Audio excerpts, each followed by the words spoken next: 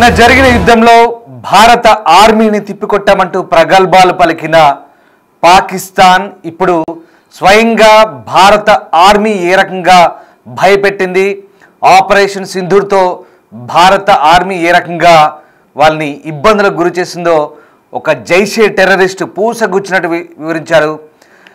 Terrorist Ilyas Kashmiri Jaish-e Mohammed terrorist ఇతను మే 7న Indian army తమకు చుక్కలు చూపెట్టిందంటూ వ్యాఖ్యానించాడు.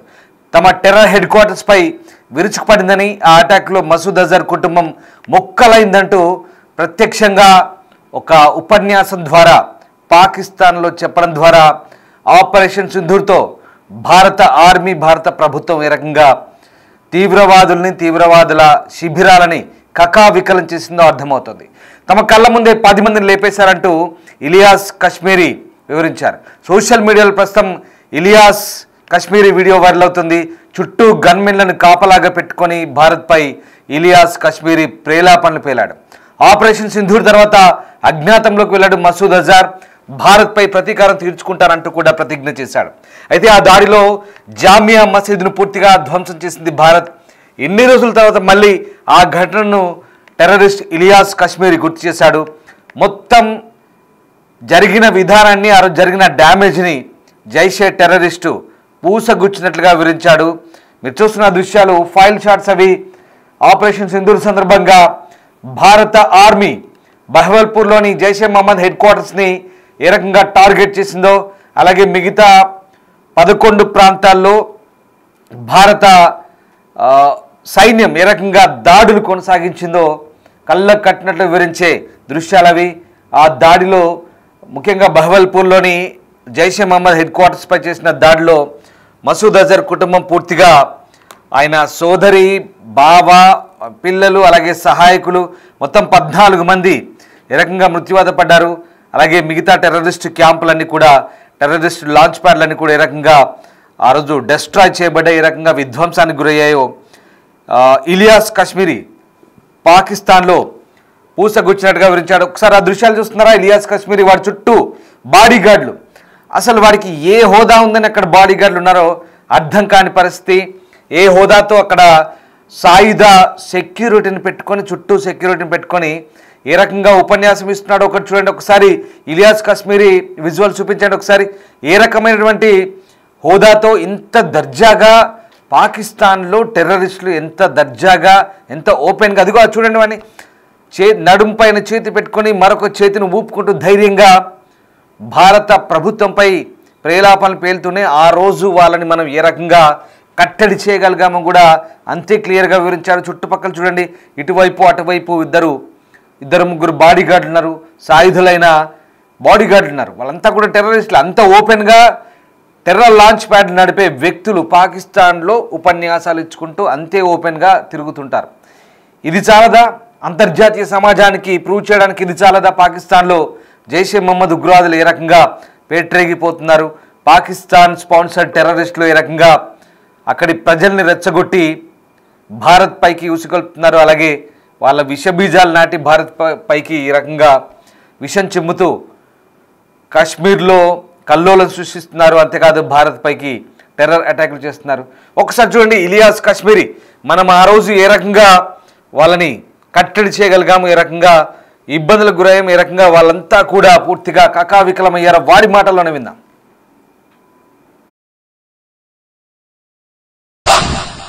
ये टेररिज्म, ये दहशतगर्दी की बकवास सीने के साथ लगाए इस मुल्क की नजरियाती जुग्राफियाई सरहदों के लिए कभी हम दिल्ली से टकराए, कभी हम काबुल में टकराए, कभी हम कंधार से टकराए, सब कुछ कुर्बान करने के बाद 7 मई को भावलपुर के अंदर मौलाना मसूद अजहर की फैमिली के लोग, बहनें और बेटे और बच्चे रेजा रेजा हो गए।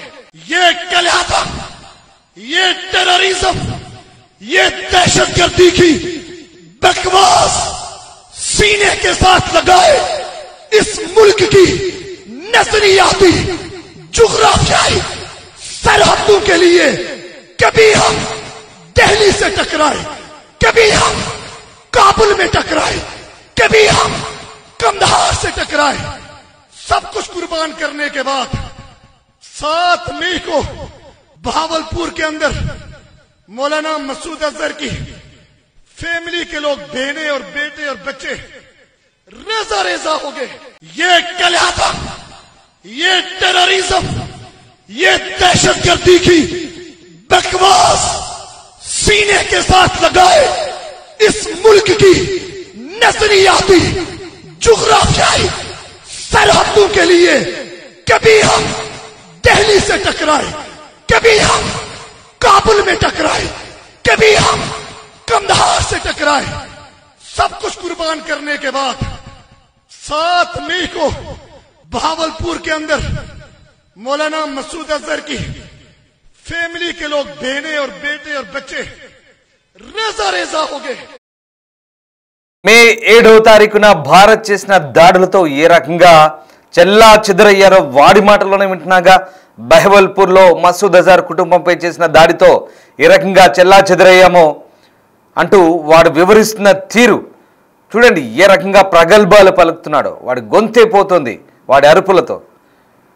అంతటి ఉగ్రవాద మూలాలు కలిగినటువంటి పాకిస్తాన్లో పూర్తిగా బాహాటంగా రెచ్చిపోతున్న ఈ వ్యక్తుల గురించి ఇంకా అంతర్జాతీయ సమాజం ఏ రకంగా మేల్కొంటుంది, అంతర్జాతీయ సమాజం వీళ్ళ గురించి ఏ రకంగా స్పందిస్తుంది అనేది మనం చూడాల్సిన పరిస్థితి. ఎందుకంటే ఆ దాడులు మనం ఆ రోజు చేసిన ఉగ్ర శిబిరాలపై విరుచుపడ్డాం.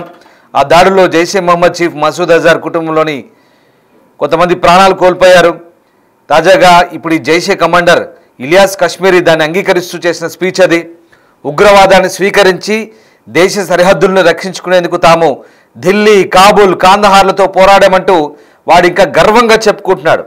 ఉగ్రవాదాన్ని స్వీకరించామంటున్నాడు, టెర్రరిజాన్ని స్వీకరించామంటూ వాడి మాటల్లోనే ఇప్పటిదాకా విన్నాం. నేను మీకు మళ్ళీ వినిపిస్తాను. సో చాలా క్లియర్గా చెప్తున్నాడు, మేము టెర్రరిజాన్ని తీసుకున్నాం, దేశ సరిహద్దులను రక్షించుకునేందుకు ఢిల్లీతోనూ, అటు ఆఫ్ఘనిస్తాన్లోని కాబూల్తోనూ, అలాగే కాందహార్తోనూ పోరాడామంటూ మసూద్ ఇలియాస్ ఈ స్పీచ్లో చాలా గర్వంగా చెప్పుకుంటున్నాడు. అందుకోసం తాము అన్నింటినీ త్యాగం చేశామంటున్నాడు. మే 7న భారత దళాలు బహవల్పూర్లోని జైషే ప్రధాన కార్యాలయంపై జరిపిన దాడుల్లో అజర్ కుటుంబం ముక్కలైపోయిందంటూ అంగీకరించాడు. ఇక భారత ఆర్మీ తమ రహస్య స్థావరాల్లోకి ప్రవేశించి ఎలా దాడులు చేసిందనే విషయాన్ని కూడా వివరంగా చెప్పుకొచ్చాడు. దీనికి సంబంధించిన వీడియో ఇప్పుడు వైరల్ అవుతోంది.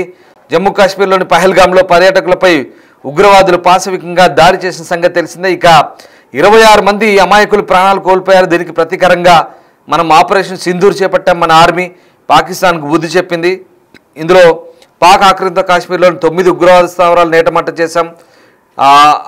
వాటిని నేలమట్టం చేసిన తర్వాత బహవల్పూర్లోని మర్కజ్ సబాన్పై కూడా విరుచుకుపడింది సైన్యం. ఇది జైషే మహమ్మద్కు ఆపరేషన్ హెడ్ క్వార్టర్స్గా చెప్తారు. ఆ భవనాన్ని మసూద్ తన ఇంటిగా వినియోగిస్తున్నాడు. భారత ఆర్మీ చేసిన దాడుల్లో మసూద్ కుటుంబానికి చెందిన 10 మంది ప్రాణాలు కోల్పోయారు, 4 ఇతర వ్యక్తులు. సో మొత్తం మీద 14 మంది ఆ రోజు ఆ దాడిలో చనిపోయారు. సో ఆ రకంగా ఆ ఉగ్ర స్థావరాలను మనం ఏ రకంగా భీకర దాడిలో ఆ రోజు మసూద్ అజర్ కుటుంబాన్ని పూర్తిగా ముక్కలైపోయిందో ఇప్పుడు జైషే మహమ్మద్ కమాండర్ ఇలియాస్ కశ్మీరీ అంగీకరించాడు. సో ఆ రకంగా మనం ఏ రకంగా పేల్చివేసాం, ఏ రకంగా వాళ్ళకు నష్టం జరిగిందో దానికి సంబంధించిన విషయాలన్నీ చెప్తూ అతను ప్రసంగించిన వీడియో ఒకటైతే ఇప్పుడు ఇంటర్నెట్లో వైరల్ అవుతుంది. భారత ఆర్మీ తమ స్థావరాలపై ఎలా దాడి చేసిందనే విషయాన్ని కూడా ఆ వీడియో ప్రసంగంలో వెల్లడించాడు. ఉగ్రవాదం బాటలో ముందుకు వెళ్ళామని, ఢిల్లీ, కాబూల్, కాందహార్లో పోరాడామని, దేశ సరిహద్దును రక్షించుకున్నామని, సర్వం త్యాగం చేశామంటున్నాడు. కానీ మే 7వ తేదీన భారత బలగాల దాడిలో మసూద్ అజర్ కుటుంబం మాత్రం పూర్తిగా చనిపోయింది అంటూ, కోల్పోయామంటూ అతను ప్రసంగిస్తున్న సమయంలో అతను వెనకాల గన్నులు పట్టుకొని సెక్యూరిటీ సిబ్బంది కూడా ఉన్నారు చూడండి. సో ఆ రకంగా ఇంతకి తెగించారు. నిజంగా పూర్తిగా భారత ప్రభుత్వంపై, భారతీయులపై విషం కక్కుతూ ఎప్పటికప్పుడు భారతదేశంపై అవకాశం దొరికినప్పుడల్లా విషం చిమ్మే ఇలాంటి దుండగులని, ఇలాంటి మూర్ఖుల్ని ఏం అంటే బాగుంటుందో ఒక్కసారి కామెంట్ చేయండి. నిజంగా పిచ్చి కుక్కలు అనాలా, వాడి పిచ్చి కుక్కలాగా అరుస్తున్నాడు. చావు తప్పి కన్నులొట్టబోయినట్టు వాడు మసూద్ అజర్ గారు తప్పించుకున్నాడు. వాడి కుటుంబ సభ్యులు 10 మందిని కోల్పోయాడు. చాలా ధైర్యంగా చెప్తున్నాడు. టెర్రరిజాన్ని స్వీకరించి ఢిల్లీ, కాబూల్, కాందహార్ అంటే భారత్, ఆఫ్ఘనిస్తాన్లపై మేము దాడికి దిగాం, మనల్ని మనం కాపాడుకుంటున్నాం, మేము కుర్బానీ ఇచ్చాం, త్యాగాలు చేశాం, కుర్బానీ ఇచ్చాం. అందులో భాగంగా మళ్ళీ ఇంత చేసినా ఇంత కాపాడుకుంటున్నా మే 7వ తారీఖున భారత సైన్యం మమ్మల్ని చావు దెబ్బ కొట్టింది, మేము సంకనాకిపోయామంటూ చెప్పుకొచ్చాడు వాడి ప్రసంగ ఉద్దేశం అదే. ఇంత దారుణంగా వాడు ఎంత ఓపెన్గా ఒకసారి మళ్ళీ ప్లే చేయండి, అది ఒకసారి వాడి స్టేట్మెంట్ వినండి, తర్వాత మాట్లాడదాం. ये कल्याता, ये टेररिज्म, ये दहशतगर्दी की बकवास सीने के साथ लगाए इस मुल्क की नजरियाती जुग्राफियाई सरहदों के लिए कभी हम दिल्ली से टकराए, कभी हम काबुल में टकराए, कभी हम कंधार से टकराए, सब कुछ कुर्बान करने के बाद 7 मई को भावलपुर के अंदर मौलाना मसूद अजहर की फैमिली के लोग, बहनें और बेटे और बच्चे रेजा रेजा हो गए. ये कल्याता, ये टेररिज्म, ये दहशतगर्दी की बकवास सीने के साथ लगाए इस मुल्क की नजरियाती जुग्राफियाई सरहदों के लिए कभी हम दिल्ली से टकराए, कभी हम काबुल में टकराए, कभी हम कंधार से टकराए, सब कुछ कुर्बान करने के बाद 7 मई को भावलपुर के अंदर मौलाना मसूद अजहर की फैमिली के लोग, बहनें और बेटे और बच्चे रेजा रेजा हो गए. ये कल्याता, ये చూసారుగా ఎలా ఒప్పుకుంటున్నాడు. భారత ప్రభుత్వం చేతిలో ఏ రకంగా చావు దెబ్బతిన్నామో, ఏ రకంగా కకావికలమయ్యామో చెప్తున్నాడుగా మూర్ఖుడు. కోట్లీ, బహవల్పూర్, మురిద్కే ఒకటి కాదు, ముజఫరాబాద్ ఇవన్నీ కూడా దాదాపు ఉగ్ర స్థావరాలు, టెర్రరిస్టు లాంచ్ ప్యాడ్లన్నీ కూడా మనం విధ్వంసం చేశాం. మరి ఇన్నాళ్ల పాటు అబ్బెబ్బే మమ్మల్ని ఏం చేయలేదు, మేమే వాళ్ళని తిప్పికొట్టామని చెప్పారు కదా పాకిస్తాన్ ప్రభుత్వం. సిగ్గుండాలి పాకిస్తాన్ ప్రభుత్వానికి. సొంత ప్రాంతం నుంచి ఇదిగో ఇలాంటి టెర్రరిస్టులు, వాని చుట్టూ 3 గన్మెన్లు, జోకర్ గన్ లాగా ఉన్నాడు, బఫూన్ గన్ లాగా. వాడిని చూస్తే నడుముకు చేతి పెట్టుకొని ఇంకో చేతి ఊపుకుంటూ ఊగులాడుతున్నాడు, ఆవేశంతో ఊగిసలాడుతున్నాడు. వాడట టెర్రరిజాన్ని స్వీకరించి దేశాన్ని ఏదో ఉద్ధరిద్దామని టెర్రరిజాన్ని స్వీకరించి వాడంట సరిహద్దుల్ని కాపాడుతున్నాడు. మరి సైన్యం ఏం పీక్తున్నట్టు, పాకిస్తాన్ సైన్యం ఏం పీక్తున్నట్టు, ప్రజల సొమ్ముతో జీతాలు తీసుకొని అంత ఆయుధ సంపత్తిని కలిగిన సైన్యం ఏం పీకుతున్నట్టు. అంటే పాకిస్తాన్ ప్రభుత్వం పూర్తిగా టెర్రరిస్టుల చేతిలో నడుస్తుందనేది సుస్పష్టం.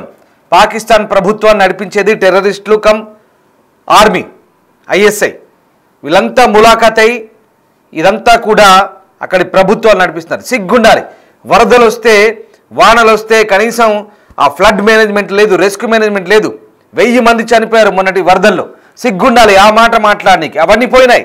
వరదల్లో 1000 మంది చచ్చిపోయినారు, వేలాది మంది నిరాశ్రైనారు. ఒక్కడికి కూడా ఇంకా ఇల్లు కోల్పోయి తిండి తిప్పలేక ఓవైపు ఏడుస్తుంటే పాకిస్తాన్ అంతా, వీడేమో మళ్ళీ మేము పోరాటాలు చేసాం, రక్తం చిందించాం, ఓపెన్గా అంగీకరిస్తున్నాడు. టెర్రరిజాన్ని స్వీకరించాం, అటు కాందహార్, కాబూల్తో పాటు ఢిల్లీతో పోరాడుతున్నాం, కానీ మే 7వ తారీఖున మాత్రం మమ్మల్ని చావు దెబ్బ కొట్టి పండుకోబెట్టారని చెప్తున్నాడు వాడు. ఇంతటి దారుణంగా ఓపెన్ స్టేట్మెంట్లు ఇస్తారు. ఇది పాకిస్తాన్లో మాత్రమే సాధ్యం.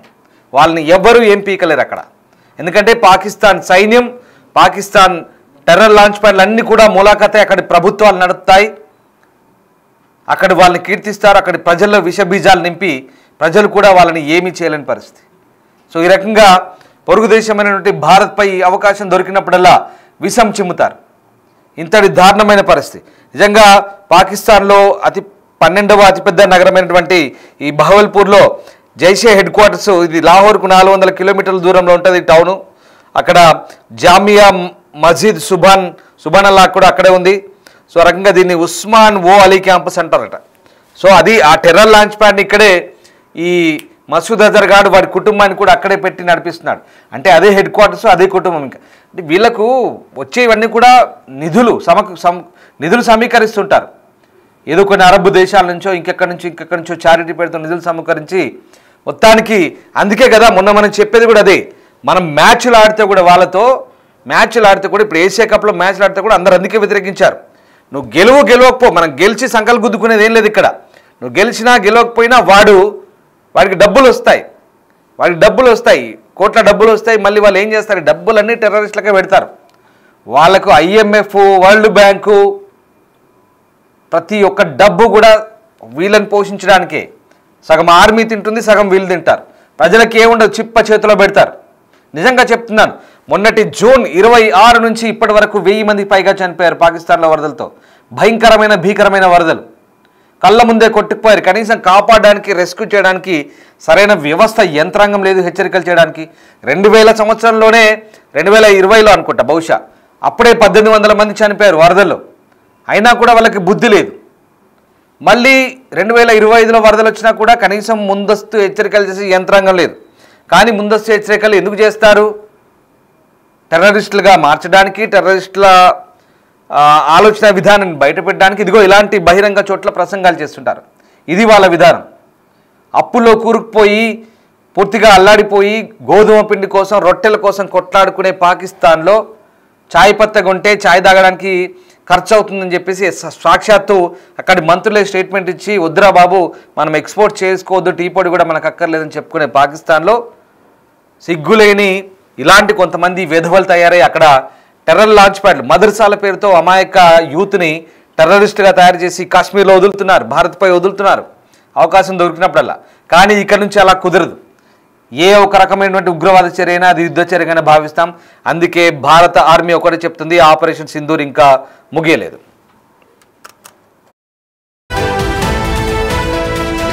कभी हम दिल्ली से टकराए, कभी हम काबुल में टकराए, कभी हम कंधार से टकराए, सब कुछ कुर्बान करने के बाद 7 मई को भावलपुर के अंदर